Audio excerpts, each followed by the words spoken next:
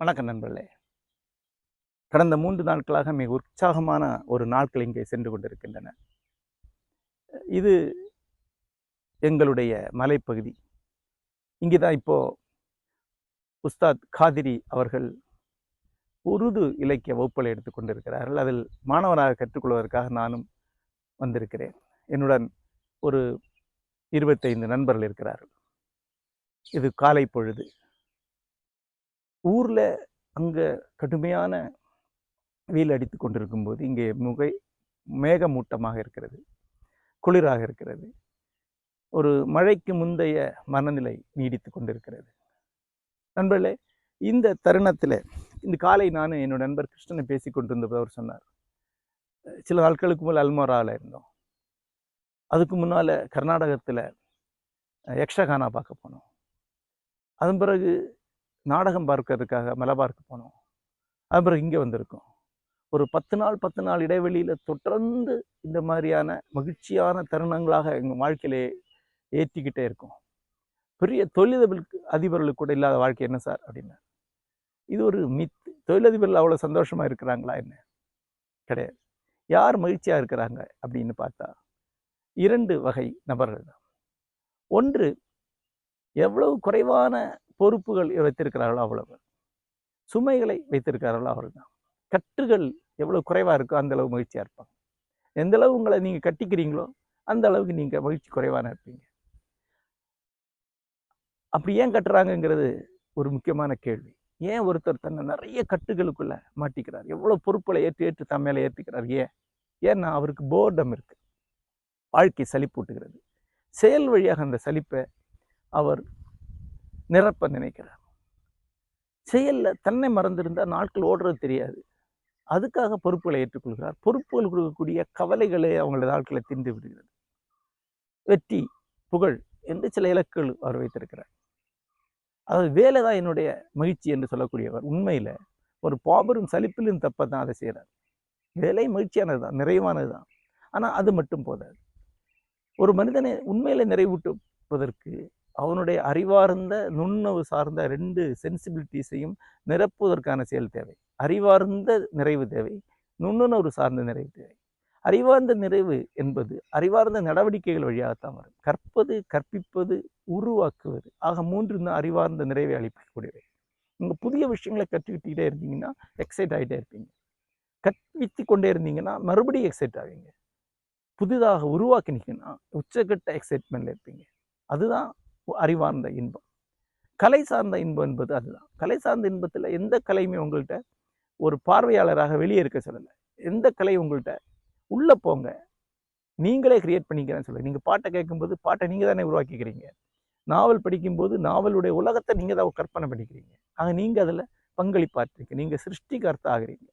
இந்த 2 முக்கியமான நிறைவளிக்கும் விஷயங்களும் சுத்தமாக இல்லாதவங்க தான் தொழில்கள், செயல்கள், பொறுப்புகள் போன்றவற்றை இழுத்து போட்டு தங்களுடைய சலிப்பை நிரப்பிக்கொள்கிறார். அதாவது அறிவார்ந்த தேடலும் பங்களிப்பு இல்லாதவர்கள், கலை சார்ந்த தேடலும் பங்களிப்பு இல்லாதவர்கள், இலக்கியம் சார்ந்த தேடலும் பங்களிப்பு இல்லாதவர்களுக்கு தான் தொழில் சார்ந்த வெறி அவங்களுடைய சலிப்பை மீட்பதற்கு, நிரப்புவதற்கு பயன்படுகிறது. அவங்க தான் பொறுப்புகளை, கட்டுகளை தங்கள் மேலே இழுத்து போட்டுக்கிறாங்க. அந்த வழியாக நாட்களை நகர்த்தி வாழ்ந்து முடிக்கிறாங்க. அவங்க மகிழ்ச்சியாக ஒன்றும் இல்லை. அவங்க நாட்களை கவனிக்காமல் நகர்றாங்க. நாட்கள் மேலே வாழாமல் வேகமாக கடந்து போகிறாங்க. நாட்களில் இருந்தால் சலிப்படும், அதனால் நாட்களில் உட்காராமல் போகிறாங்க. தென்னி போகிறாங்க. அது வாழ்க்கை இல்லை. அது பரபரப்பான வாழ்க்கை, மகிழ்ச்சியான வாழ்க்கை அல்ல. மகிழ்ச்சியான வாழ்க்கை என்பது ஒருவனுக்கு எது உண்மையில் மகிழ்ச்சி தருவதோ அதை செய்வது. அதற்கு 2 படிநிலைகள் இருக்கின்றன. ஒன்று, எது நமக்கு உண்மையில் மகிழ்ச்சி தருவது நாமளே கண்டுபிடிப்பது. நாமளே கவனித்து, எஸ் இது எனக்கு மகிழ்ச்சி தரக்கூடியது, ஆகவே இதை நான் செய்யணும் அப்படின்னு கண்டுபிடிக்கிறது தான் முதல் படி. அதை கண்டுபிடிச்சிட்டோன்னா நம்முடைய வாழ்க்கையை தொடங்குகிறோம். 2, அந்த மகிழ்ச்சியை எவ்வளோ தூரம் அடைய முடியுமோ அவ்வளோ தூரம் நம்ம வாழ்க்கையை வைத்துக்கொள்வது. அந்த மகிழ்ச்சிக்கு தடையாக இருக்கக்கூடியவற்றை தவிர்த்து விடுவது. அந்த மகிழ்ச்சி எவ்வளோ அதிகமாக அடைய முடியுமோ அந்த அளவுக்கு நம்முடைய வாழ்க்கையை வைத்துக் கொள்வது. எவ்வளோ முடியுமோ அவ்வளோ தூரம் நம்முடைய வாழ்க்கையை அந்த மகிழ்ச்சி நோக்கி நகர்த்திக் கொள்வது. இப்போ எனக்கு பயணங்கள் பிடித்திருக்கிறது என்றால் பயணம் சார்ந்து ஒரு வாழ்க்கையை நான் அமைத்துக்கொள்ள, அதுக்கு தடையான விஷயங்களை குறைச்சிக்குவேன். எனக்கு எழுத்து வாசிப்பு பிடித்திருக்கிறது என்றால் அது சார்ந்து என்னோட வாழ்க்கை அமைத்துக் கொள்வேன். எனக்கு இன்றைக்கு வகுப்புக்கு வந்திருக்கிறேன், அது எனக்கு ரொம்ப நிறைய மகிழ்ச்சி அளிக்கிறது என்றால் மேக்சிமம் இந்த வகுப்புகளுக்கு வர முயற்சி செய்வேன். ரொம்ப எளிமையான ஒரு விஷயம் இருக்குது. எனக்கு உண்மையிலே வகுப்பு வர்றது பிடிச்சிருக்கு, ஆனால் முடியல, நிறைய பொறுப்புகள் இருக்குது அப்படி சொல்லக்கூடியவங்க மகிழ்ச்சி வேண்டான்னு சொல்கிறாங்க, பொறுப்பு வேணும்னு சொல்கிறாங்க. எனக்கு கடமை தான் முக்கியம் அப்படி சொல்லக்கூடிய மகிழ்ச்சி வேண்டான்னு சொல்லலாம்.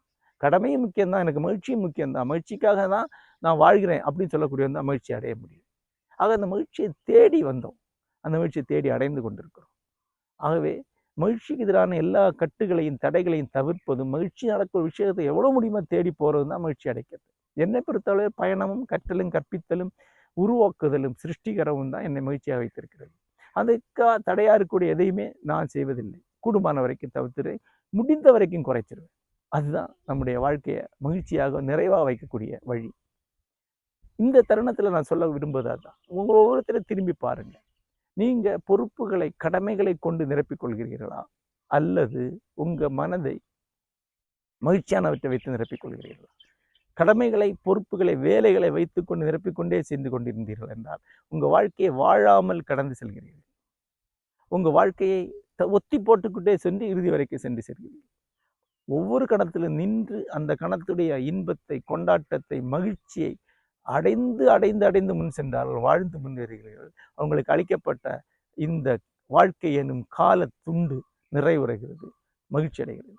அப்போ ஒரு கேட்கலாம், நாங்கள் கிரியேட்டிவாக தான் இருக்கிறோம், தொழிலில் எங்களுக்கு கிரியேட்டிவிட்டி இருக்குது, டெக்னாலஜி சார்ந்த கிரியேட்டிவிட்டி எங்களுக்கு இருக்குன்னா அப்படி இல்லை. தொழிலில் இருக்கக்கூடிய நிறைவு என்பது ஒரு தொழில் நிறைவு தானே ஒழிய ஆன்ம நிறைவு அல்ல.